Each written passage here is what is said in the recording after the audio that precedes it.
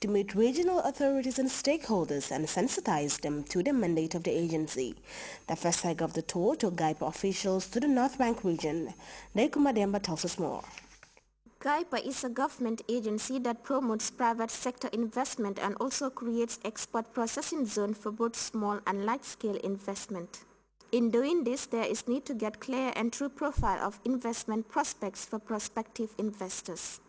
The recent tour embarked upon by officials of GAIPA is premised on efforts to decentralize investment opportunities and create awareness of GAIPA's activities among rural dwellers. The first meeting was at Governor's Office, North Bank Region. GAIPA CEO Fatou Menga Jallow spoke at length of the role the agency plays in promoting investment and the incentives available for different categories of businesses. To execute these duties, she said they need to know where the businesses exist, how and what the business is doing to enable the agency give them the necessary support. The agency has set sights on key areas of development such as agriculture, fisheries, tourism, forestry, manufacturing, and energy, among a host of others. These sectors, officials say, form part of their intervention areas. The agency has set sights on key areas of development such as agriculture, fisheries, tourism, forestry, manufacturing, and energy, among a host of others. These sectors, officials say, form part of their intervention areas. Malik Gay, Manager Enterprise Development, stressed the need for proper booking in any business, adding that small businesses play an important role in economic development. Many speakers in Kerewan call for attitudinal change among Gambians to ensure citizens take up business ventures. From Kerewan, North Bank Region, officials proceeded to Janjanbureh CRR, delivering the same message. Participants were given the opportunity to express their views and concerns on some of the challenges confronting business development in their regions. In Janjanbureh, GAIPA officials continue to emphasize the need for communities to look into the idea of preserving land which will serve as an investment hub for local communities. Governor Lamin Queen Jame of North Bank Region and his deputy Mustafa Saidi commended GAIPA for the move, which they refer to as a step in the right direction.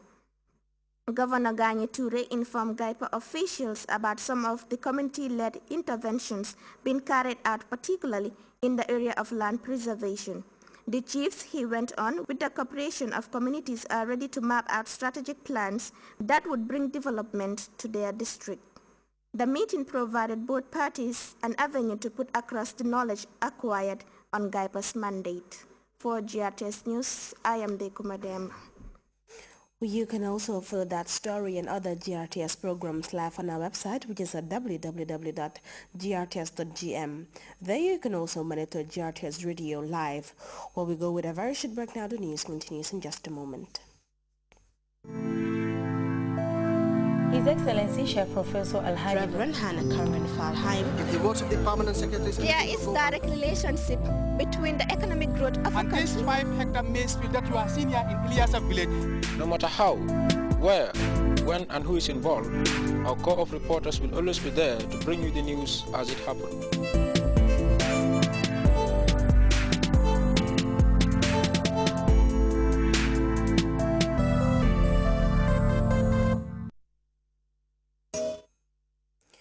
News from outside the Gambia. Saudi Arabia state-run television is reporting that Crown Prince Nayef bin Abdulaziz has died.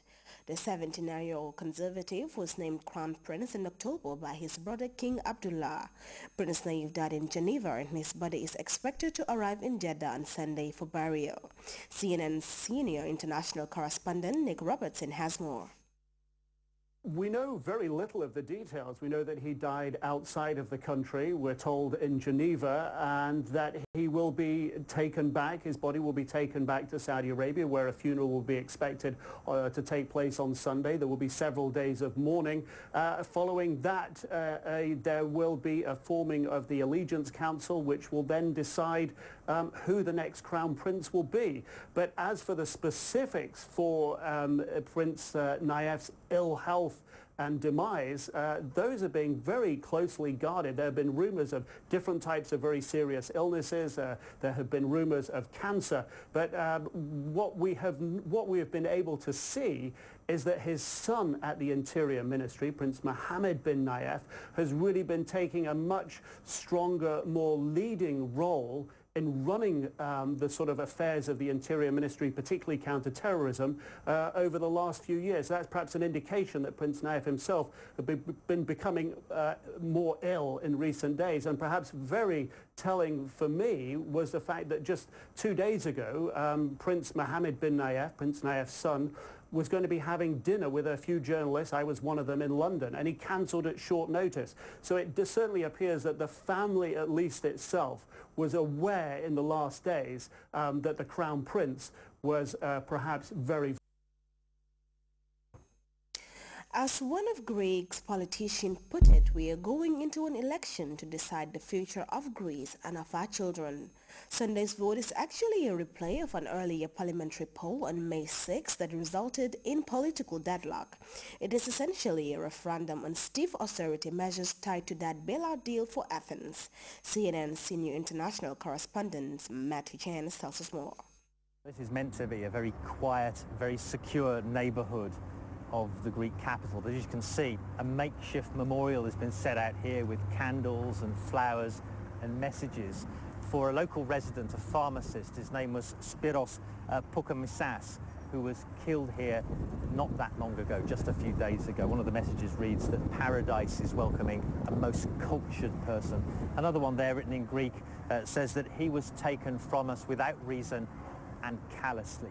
Obviously a lot of anger in this area and across the country about the wave of attacks that have taken place. One of the reasons for that is that this killing took place just literally around the corner from another notorious gun crime, this time against 2 police officers who were shot here last year. You can see people are still lighting candles and laying flowers in memorial to them. There's even a couple of photographs of them. But in neither case, in the killing of the police or of the pharmacist, has anyone been arrested, convicted, or of course, even charged. Well, Thanasis Muktis was a friend and colleague of the murdered pharmacist. Thanasis, how concerned are you? How concerned are ordinary Greeks about the security situation in this country in the middle of this terrible economic crisis? We find ourselves in a very difficult situation. The fear and insecurity surrounding crime has turned out to be greater than the reduction of salaries and poverty. Crime is worse than the financial crisis. We're exploring the underbelly of the Greek capital, and we've come to one of the areas in the south of the city which is infamous for its prostitution. When you drive down the street, you can see the women lined up all along it, looking for customers.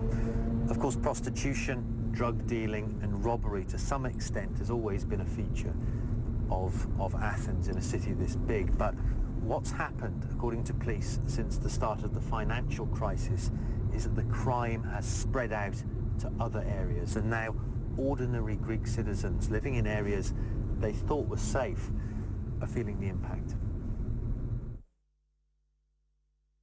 From that, we go with another break. We'll be right back.